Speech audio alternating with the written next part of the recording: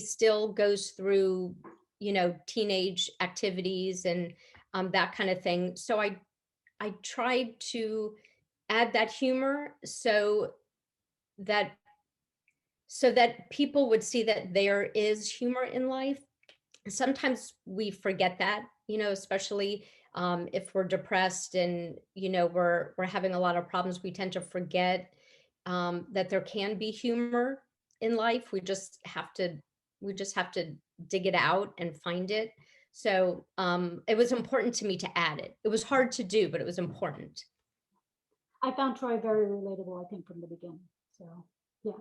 And I think that's important, right? Because you want the book to appeal to kids who have Tourette's, to families of kids who have Tourette's, but like also to kind of broader group of people who might be interested and want to get educated about it. So that's a good point of commonality. Yes. Favorite character to write and why? Favorite character is definitely Khory. She is the light in the book. She is just so positive, despite having tragedy of her own. She is just so positive.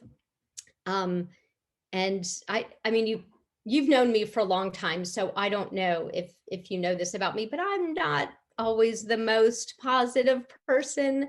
Well, actually, you probably know from some of my emails that I've sent you, like panicking. I tend to be a bit negative at times. I'll admit that. But it helps to have a positive person. David, my husband, is that person for me. He helps me see, like, if we look at a situation, I would tend to look on the negative and he would show me the positive. And it's really changed my life and my outlook. And I wanted Troy to have somebody like that in his life. Even if it was just a friend, a girlfriend, whatever. I think everybody needs that kind of person. So she was definitely the most uplifting and happiest person to write. Yeah, absolutely. And certainly understandable. I mean, the writing and trying to get published in traditional publication is so hard. There's so much rejection. So like it's easy to have a down day, and it's great to have someone there to pull you up. And I'm glad that you have someone, and I'm glad that's you too. Oh, you yeah. pull me up. Yeah, well, it's easy for you to be in the middle of the stress of like list of 10 being published. It's easy for me to cheer on list of 10 being published. And who was the most difficult character to write? Oh, Troy, for sure. For sure. Again, there were so many issues and memories and thoughts and feelings that I didn't want to look at. I didn't want to think about again, especially going back to high school. High school was not the best time. I had some great friends in high school, and that helped a lot. But high school's rough for everybody. Absolutely. So, I mean, it was almost like reliving all that again. So, yeah, Troy was. I love him, but he was difficult. Yeah, I don't want to go back to high school. No, I don't either. Let's talk about Khory.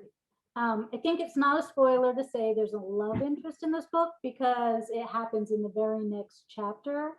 Mm-hmm. She's there in science class. She's so perfect for Troy because she, like as we were saying, she does have that optimistic bent. She has had challenges in her own past, but she's got that optimistic bent that he doesn't have nearly as much as she does. So my question for you is, how did you plan her as a character? How did you build the right love interest for Troy?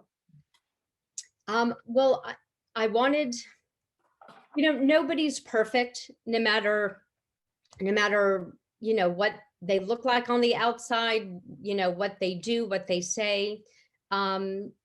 nobody's perfect. It's just how we look at things, either negative or positive. And I wanted somebody who could help him see that even though life isn't perfect and bad things happen, um, there are still so many good things that can happen. And like I had mentioned with my husband, you just need somebody to show you the way sometimes. Um, so I really wanted a character like that for him. So she was easier to write, again, because she was, she's the light. She's just working her way towards it, but she's, definitely going in the right direction and has the right attitude. Yeah, absolutely. Okay, I want to talk about plot too. So Troy has a lot of cool adventures in this book, and he gets himself into some trouble too. And I know probably that took a good bit of research. And so my question is, what was the oddest bit of research that you did for this book, or maybe something that as you were typing those words into the Google search bar, you're like, this one's going to get me on the FBI most wanted list. What was the most interesting research? So for this book, the oddest thing was there's a scene in there, and I'm gonna not really spoil it, but everybody's gonna read the book anyway here, so you'll find out. So there's a scene where he goes to do like a zero gravity. It's like the nickname is the vomit comet, which makes perfect sense to me. You have a specially designed plane, and they take you up like, I don't know, 1,000,000 feet in the air, and then when you come back down, you can experience weightlessness. So it's to give you the feel of like what astronauts would feel when they're in space and there's no gravity. So he they're at lunch, in the lunchroom, they're talking about the vomit comet, this experience. So, I had to research what that's all about. Not something I would ever do in a million years. I don't do roller coasters. I don't even swing on a swing very high. I mean, I'm like a feet on the ground type person. So that was the strangest thing about that. Now, for my next two books is really more along the lines of me, and definitely, with getting the FBI's attention, because it's all about body decomposition and how long you can get evidence from bodies buried, for so many years. So that's definitely more along the FBI line. That's going to get you on the FBI list. Yes, sure. and that'll come in the next couple books. What I find really funny is that you don't want to get on roller coasters, yet you're a 4th degree black belt. But my feet are always at least 1 foot is always on the ground. Let's put it that way. At least 1 foot. Yeah, I don't jump very high. Okay. Okay, a couple questions about the writing process. What is your favorite part? Research, first draft, revision, writing a Khory? Writing of Khory. My process, and I think when I first told you this, you thought it was kind of strange. Most people think it's strange, but that's okay. That's just me. I write my first draft on paper, paper and pen. I tend to be very critical, and I analyze the words and the sentences. So when I write the first draft on paper, I just write. I mean, I'll edit a tiny bit, but otherwise you get like too many crossouts. So definitely my favorite part is the first draft, because like I just let the ideas flow, paper and pencil. It's so freeing, as opposed to revision, where you're so critical about every little detail. maybe that's where my process is wrong. Because even if I do like write just I hardly ever write on paper. I almost always write on computer. But even if I do write on paper, I'm scratching stuff out and like putting like little tiny notes in up on top, and then doing arrows and doing an asterisk and then the double asterisk because I've already used the. Oh, it's such a mess. Yeah, no, you can't do Yeah, that. I did think you. I'm pretty sure I did think you were crazy when you said that. I remember that. What? Yes. Okay, playlists or no playlists when you're writing? Playlists. My whole life is music. I always have to have music. So yes, definitely playlists. Okay. Yeah. I'm like silence. Oh, you do? Oh, no, I have to. Maybe that's why it takes me so long to write, because I'm half writing and then half singing. So half writing, half singing. But yeah, I just like for list of 10, I was all about Imagine Dragons. That was my playlist. I was kind of channeling Dan Reynolds, the lead singer. He had just come out with the mental health issues that he had growing up. And I think, I don't know about him, but I think like him and I formed this connection. So yeah, it was all about Imagine Dragons for this book. Okay, so when we eventually get our awesome like writing retreat and we're like on a beach somewhere, maybe the Outer Banks, and like I'll bring the music. you're gonna be music and I'm gonna be like, no. Okay, how about advice for aspiring writers? Aspiring authors. If you write, you're a writer. Aspiring That's author. right. That's right. Well, there's so much, every conference we go to, every workshop we listen to online. Oh, I had talked with Ava today. And I think she's here, but she's like, I remember when you told me don't use the word that all the time. And now I use the word just all the time. So it's always something. But so there's so much writing advice out there. I think that we've heard over and over, but the biggest thing for me, and I kind of learned it the hard way, is that the publishing industry is very subjective, like very subjective. But that's how everything is. Like you think about books that you love or books that you don't love. Movies are the same. My husband, my son is a film student, and so he watches a lot of movies, and my husband and I watched a movie and we had one particular feeling about it and he had a completely different feeling about it. Oscar nominations had the same feeling he had, so it's all very subjective. So for aspiring authors, it's so important just to remember that if you get a rejection, it's not necessarily because your book was bad, it's because that wasn't their taste. And it will be somebody else's taste. I mean, list of 10, there was one person I submitted to that like hated every single word of it. And then Deborah, my wonderful agent, loved every single word about it. So it's just so subjective, and it's important to remember that because it helps get through the rejections, because there will be somebody out there who will love your work.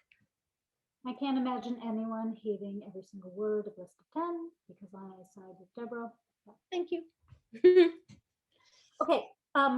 Questions about the writing process that will surprise your non-writer friends. So the first one is, how many times do you think that you've read list of 10 between, so revise, like you draft it, right? And then you revise, and then you maybe revise again. Then you send it to me and other critique partners and you revise. And then you send it to an agent and you revise. And you send it to the editor and you revise. How many times have you read list of 10? Oh my gosh. Okay.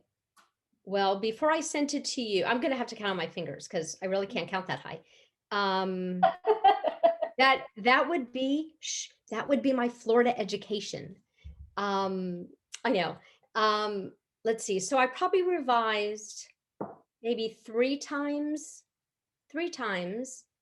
And then I sent it to you guys. And then I probably revised 2 more times after that.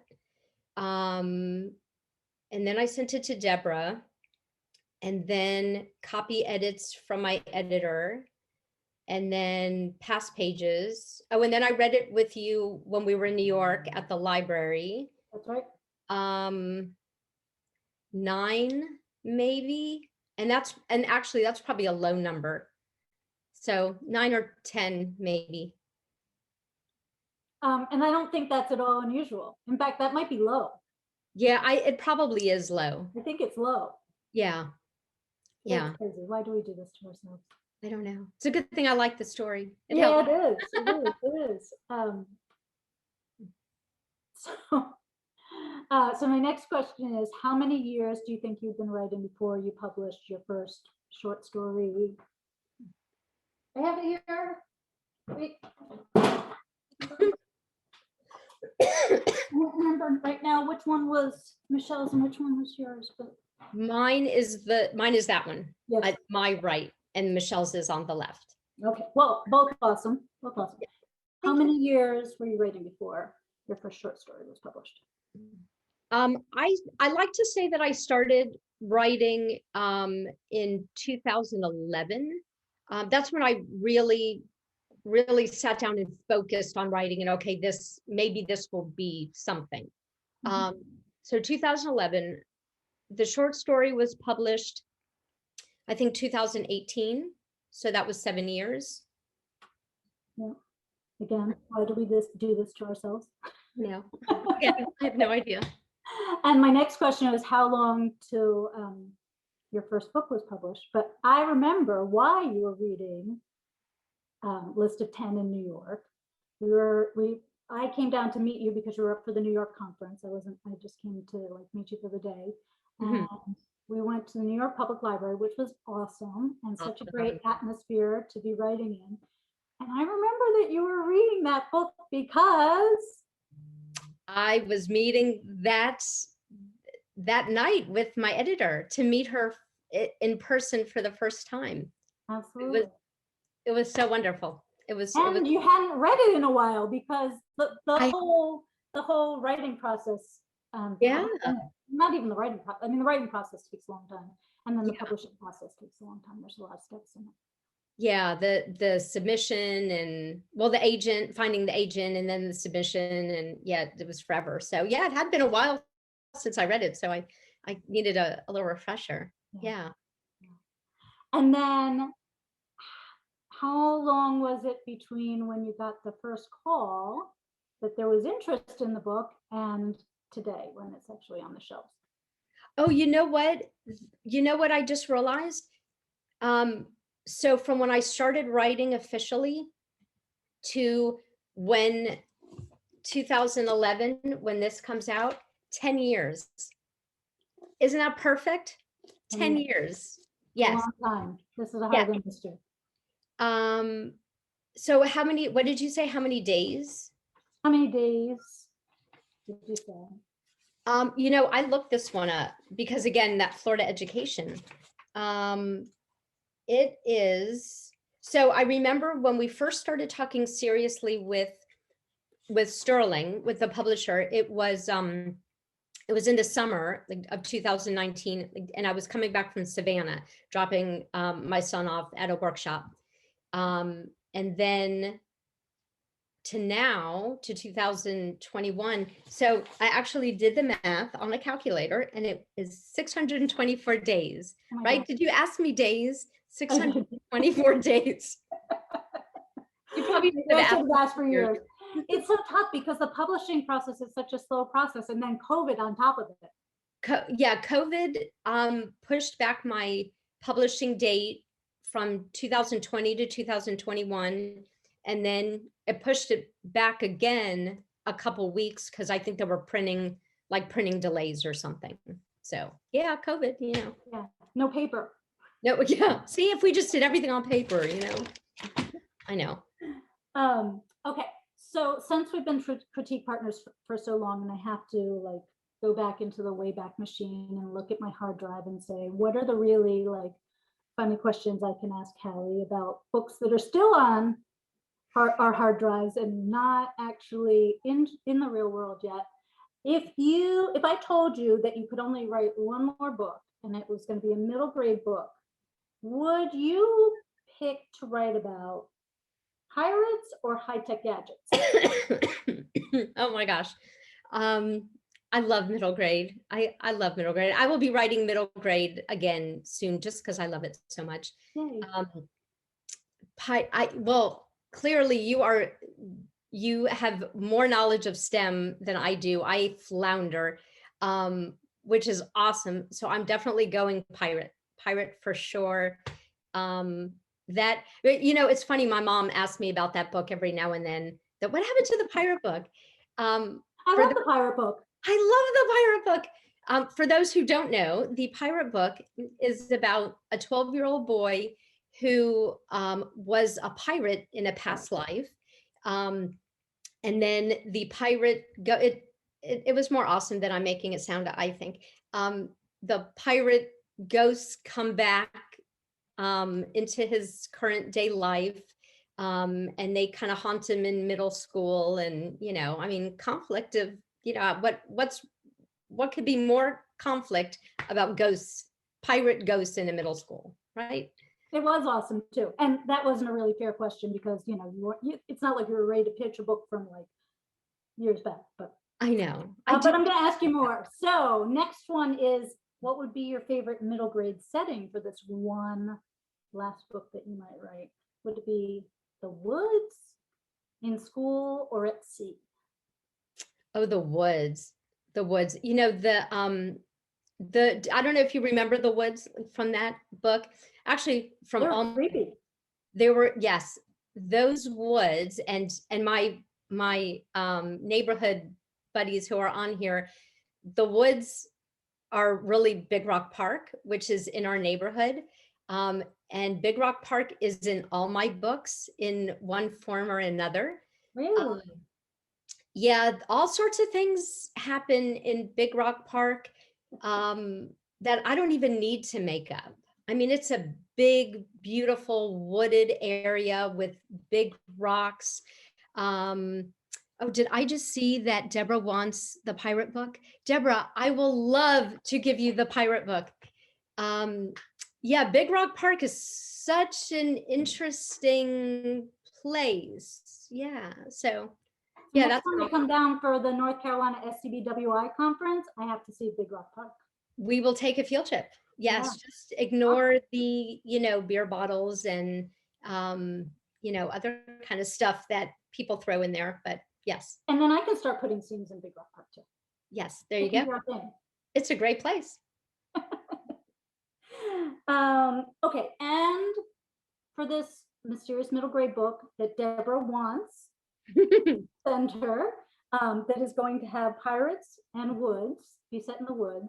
Is it going to be an adventurous character or an adventure? Oh, adventurous, for sure. A reluctant adventurer like me, who, won't swing too high, but an adventurer for sure. Awesome. That sounds great. Okay. I have a few wrap-up questions. What, this is going a little bit back to listed 10. We're going to have to leave the pirates now. Okay. What do you want readers to take away from your story? And I think, there's kind of different groups of readers. What do you want readers with Tourette syndrome to take away? What do you want readers who are their family or friends to take away? And what do you want, like, say, maybe, kind of the average teen reader who is picking it up, but kind of more as, kind of a window than as a mirror? What do you want them to take away? What's so interesting about this book, and I guess it goes back to my whole, I'm more of a negative person, or I used to be more of a negative person. But I had originally written this book with the idea that it would be So people with Tourette syndrome and mental health issues could see themselves. There are not a lot of books with neurodiverse characters. I mean, a lot more than there used to be, but there's still not a lot. So that they could see themselves, and the neurotypical character or neurotypical readers um, could see how other people think and feel. Um, that was my original goal. But since it's been out, like, well, since advanced reader copies have been out and people have reviewed, um, the response is just, oh, I don't know, it's incredible. Some people, um, I my dear neighbor, my dear friend, she wants people to read it so that they understand inclusion and respect. Um, Somebody had said, I read a review. I'm sorry, I read a Goodreads review. I know I shouldn't read Goodreads reviews. But one person had said that they had met somebody, or they were near somebody with Tourette syndrome, and they moved away. Like they walked to the other side of the room or something because they were uncomfortable, but they had no idea what that person was feeling. Um, so it made them look at their own behavior a little bit differently. Um, and the other thing that really surprised me a lot um, was parents who have neurodiverse children, um, and not even with Tourette syndrome, but like I had talked to some parents with kids on the autism spectrum Mhm. who had said that they understand their kids a little bit more, and this kind of opened up an avenue to just to talk to them a little bit more, um, with a better understanding. That I have to be honest, that is not something that I even thought about. But I mean, this, from what I've heard from other people, this book is just going far beyond what I imagined in my own little world. And like, I'm just overwhelmed that people are having this reaction. So, Oh, it's so awesome. And I think Troy's like sarcasm, his humor, his voice, and his pain. I think it all like kind of it's kind of a magic mix that really pulls readers in. So they should love it. And then what other books with neurodiverse characters would you recommend? Like if when people read list of 10, they're like, I want more. Oh, I have a list. wait, you gotta turn it the other way. We saw the wrong end, so we can't see. No. I'm gonna hold them up one by one. Oh, okay. So my absolute favorite by, say it with me, husband, the literary genius. I've been saying this for like weeks, and I know my husband is sick of this. John Green, the literary genius, Turtles All the Way Down. Like that One of my absolute favorites. Then we have All the Right Places by Jennifer Niven, another literary genius. Those are both young adult. Another young adult, OCD Love Story by Khory Ann Haydu. I hope I'm pronouncing her name correct. Insignificant Events in the Life of a Cactus, also published by Sterling. Just, give it a little shout out there. Awesome middle grade book. Forget Me Not by Ellie Terry. Character with Tourette syndrome, written in verse and in prose. Amazing book. And then two more that I want to just mention real quick. They are part of my debut group. One of them is called Just Like Me. And it is a book about 40 neurodiverse people, but famous people. So, when you're looking at, all the stars and the athletes and the,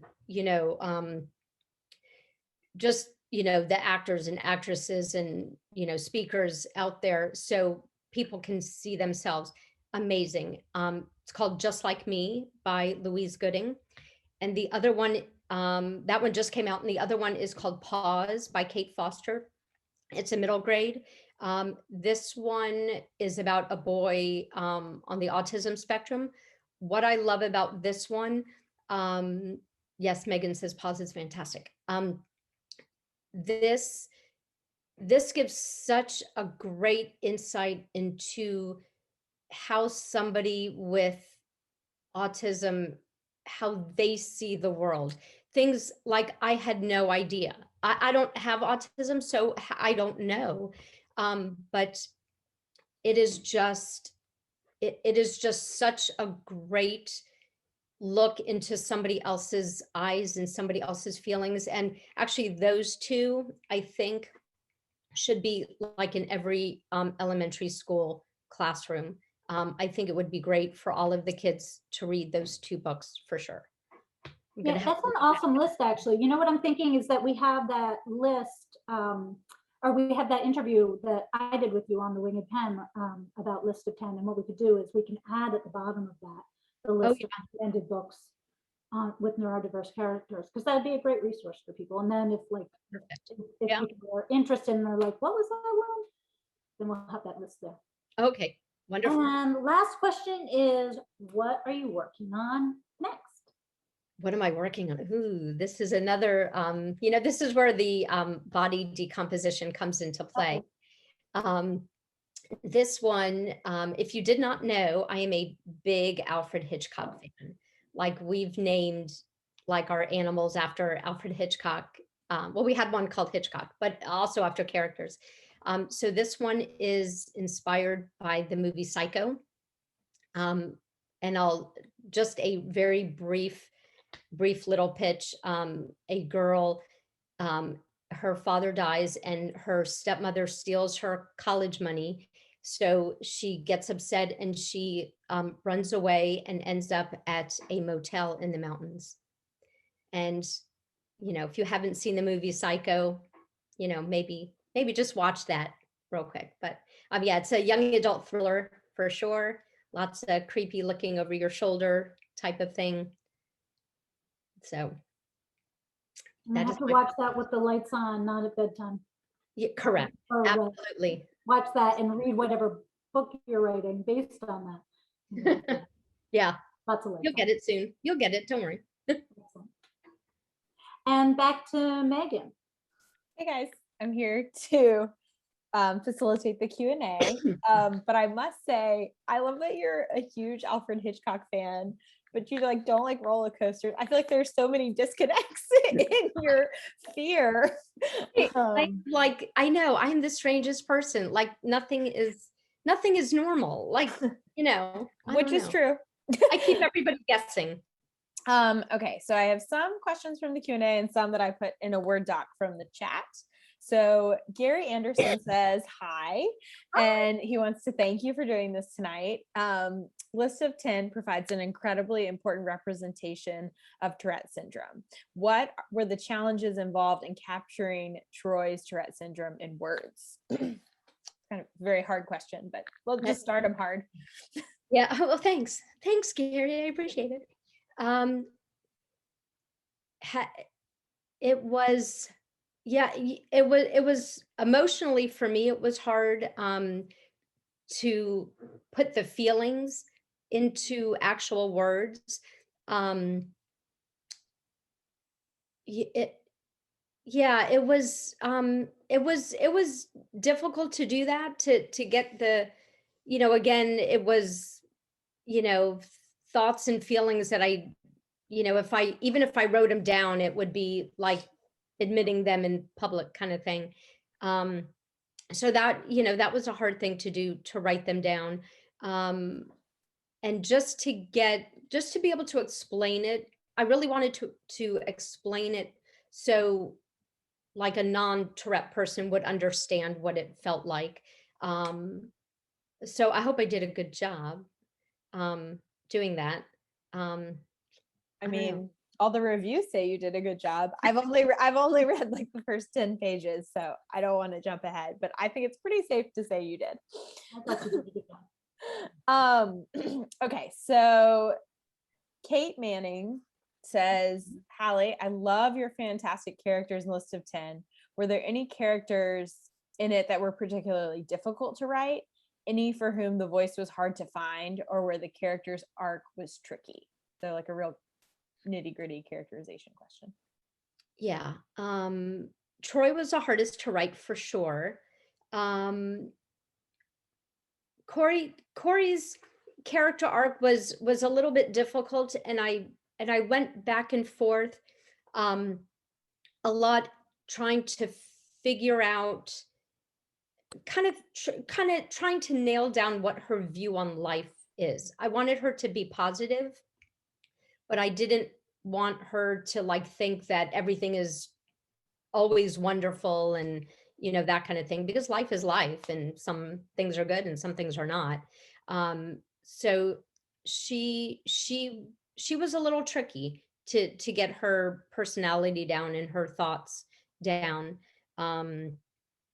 But I have to say that the one character that just kind of came naturally to me, and I don't know why, is Khory's best friend, Rain. She just, I don't know, she just flowed, flowed like a leaf on the wind. That's why she always wears green. I don't know. Well, it's nice to know. I mean, you had so many challenging things to tackle. It's nice to know that some things just flowed on your pen and paper. Right. Yeah. Well, I think this is sort of a natural next question to that, given what you just said. Julianne asks, would you ever write a book about Khory's story? Loved her too much. There were a lot of major Khory fans in this chat. But this is the most like succinct question around them. It's funny because when I talked to my editor like early on, she said that everybody in the office was all like, they were all team Khory. Like there was a little saying there, team Khory. Yeah, Khory's awesome. I did think about writing her story. And that would, given the age, that would be a middle grade. So that would be kind of a tough topic to capture, but I have thought about writing her story. Yeah, I like her a lot. I'm team Khory also, for sure. Well, you kind of have to be team everyone, but I understand. Okay, so Robin asks, when did you feel comfortable about talking about List of 10 to people outside of your immediate circle? So more of a writing question, right? Like a writer's kind of question.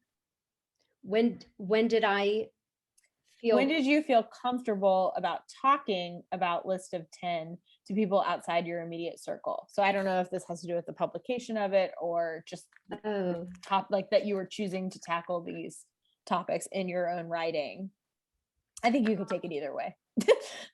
Okay. It was, I don't think I told anybody really that I was writing it. Maybe I kind of gave hints to my writing group.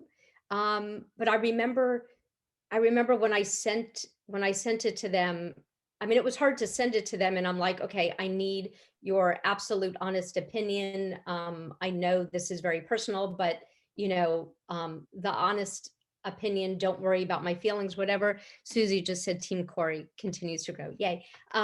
So yeah, that was hard because I didn't know how people would take it. Mm-hmm.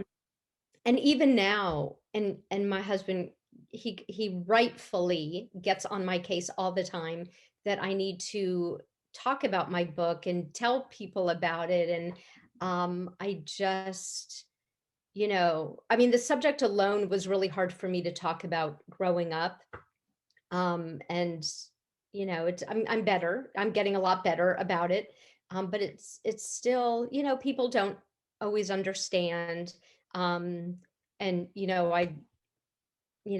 don't want people to take it the wrong way, or so it's still hard. It's a work in progress.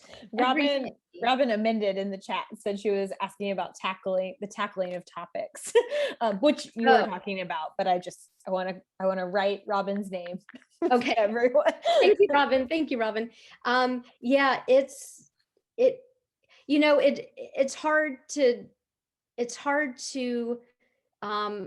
honestly to say I wrote this book and I'm so excited I have this book coming out and it's about suicide. I mean, it's I certainly don't want to minimize any subject because like I was there and it's not anything to to make light of. So it is hard to talk about just the book being out there. So well, we still appreciate it. Thank you. Marianne Fraser says, can we talk a little bit about writing Troy's parents? Yes. Interesting. That is really interesting. I don't have a lot of people ask about his parents. So thank you, Marianne. It's yeah. I love that his stepmom is all in. She's just like by the nature of she works afternoons and his dad works during the day. She takes him to doctor's appointments. She manages his medication. But she's just in tune to when he's, like he's not acting like himself, and she's kind of in tune to his moods. Parents, and being a parent, it's kind of hard because you don't necessarily want to overprotect. And I say that I am not an overprotective parent, but I'm sure my kids will disagree. So you don't want to hover, but you don't want to take too much of a step back. I think his father kind of takes a little bit too much of a step back. So there's, I wanted to kind of have a balance for him. And that's how parents are. I have some friends that, they hover, and then I have some that are, way too lax for my personal taste. So I kind of wanted them to be representative of the gamut, all of us parents. And then his mom has taken a multi-state step back. So she's another issue altogether. So yeah, she's not in the picture. So that was a great answer. A couple of comments that I pulled out. You had many wonderful supportive comments, which you can see in the chat. Linda says, this is such a difficult subject and your bravery at attacking the subject is commendable. Tourette is in our family, so thank you for addressing the subject. So proud of you. A lot of people came through and said things like that. I'm going to be buying a copy and sharing it with my son who has Tourette's, which someone said, but I'm pretty sure I sent them a copy from someone else, so it's coming. Everyone's super happy you have brought this out into the young adult world. And I just want to push that across because it's overwhelming in the chat. This is sort of a question for both of you. Lynn Katz wants to know, how did you two meet? How did you guys come to be? Do you want to say this, Rebecca, or do you want me to? Yeah, I can hit this one. Okay, you can hit this one. So this is funny. I had been writing for a couple years, and my husband got a job offer, a transfer really, in the UK. And so I was sitting in the UK and I didn't know any writers. And I didn't have, and I needed to have someone look at my work and tell me what's wrong with it, tell me how to make it better. Critique partners are critical in writing. And so I went on the SCBWI Blue Boards. The SCBWI is this, if I can spit it out, the Society for Children's Book Writers and Illustrators. And so I was kind of just shooting in the dark. I had no idea who I was going to hook up with, but Eva and Halli and I, Eva was on the chat, I think earlier, or we chatted with her earlier. Yeah, ended up meeting and just, it could have worked out awfully, or it could have worked out really well, and it happened to work out really well. We all critiqued each other's manuscripts for a long time, and I think we were exchanging chapters like one a week for years before I got back to the States, and I ended up coming down to the North Carolina conference where I could actually meet you. So yay, I'm so glad we did.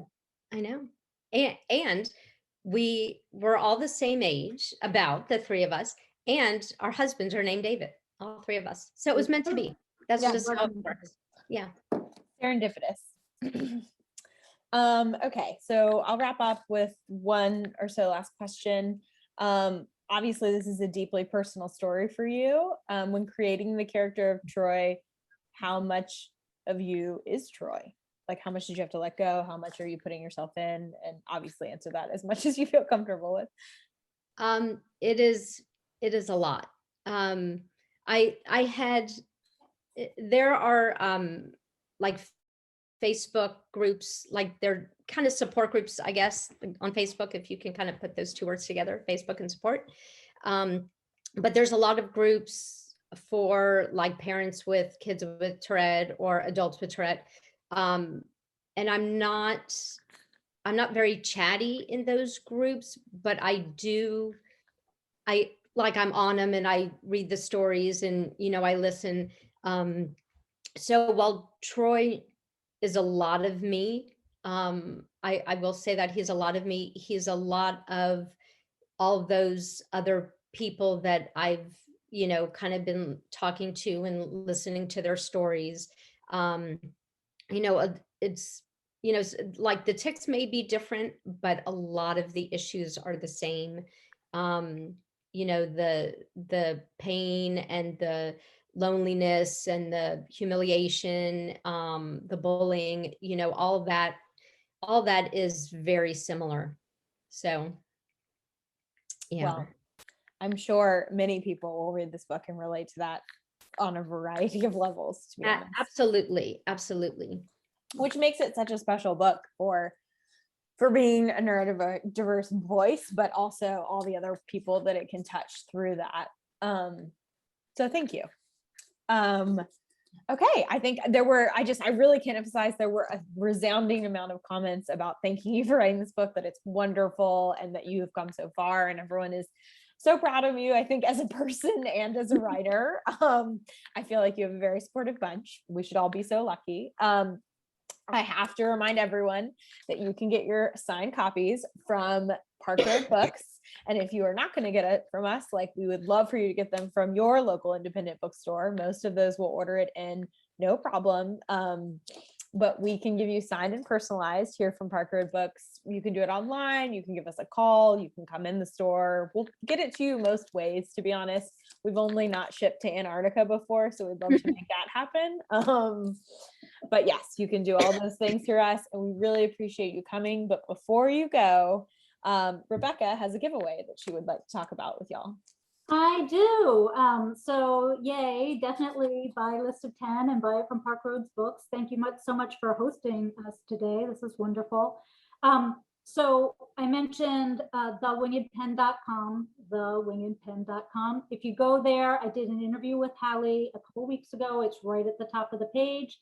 Click on there, and I have a giveaway until midnight tonight. So go right on there and put your list in, and put your name in the comments, and you'll have a shot at getting a free copy from Park Roads Books of Hallie's book, list of 10. And also, can I just say, help Halli out, and reviews are so important. Recommendations to your friends are so important. That would really help her out on Goodreads, on IndieBound, at any place you can put book reviews. It's true. The number of people who come in and they're like, I found this book on Goodreads, or I found this book on Instagram, is, as a bookseller, is often, and it's always getting shoved in my face, which I appreciate, because then I can find it. So please do that to all your friends and family. Write the reviews, and it will spread like wildfire, as it deserves to. Thank you. Can I just do one more little shout out real quick? Yeah. So So two people that I really cannot thank enough. I mean, my family, my mom, and everybody. But this book wouldn't be here really without Deborah, my agent, who her list of books and her list of authors is so diverse and so inclusive of everybody, and she's just amazing.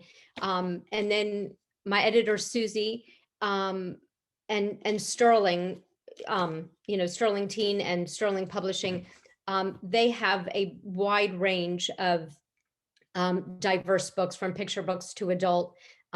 So just a shout out to Sterling and to Susie and to Deborah for looking for and honoring diverse books and diverse authors and diverse characters. So that's it.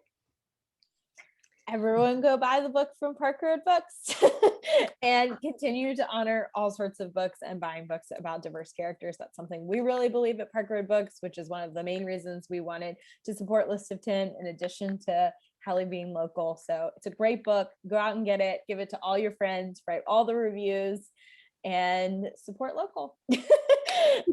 Thank you guys for coming. Thank you for being gracious in the chat and participating in the Q&A. And thank you, obviously, Rebecca and Halli, for doing this. We really appreciate it. Thank you for having us. That's Thank you. it. Night, everyone. Bye. Bye.